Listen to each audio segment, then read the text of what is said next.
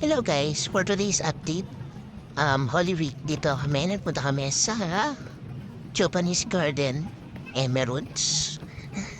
So, Luneta Park lang yan guys, so ang ganda dito, and napaka-aesthetic pa rin talaga ng view nila. Wala namang gano'ng pinagbago, maliban lang dito sa pinapakita kong view na to. So guys, free lang dito, free visit. Ang may bayad lang dito is yung parking.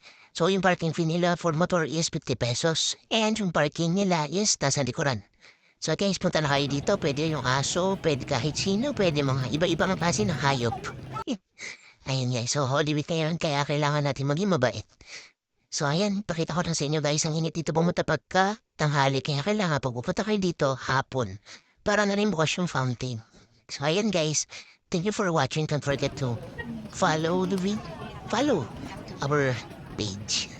Ayun guys, nakalituhan na tayo. So medyo gutom na tayo dahil tanghali na.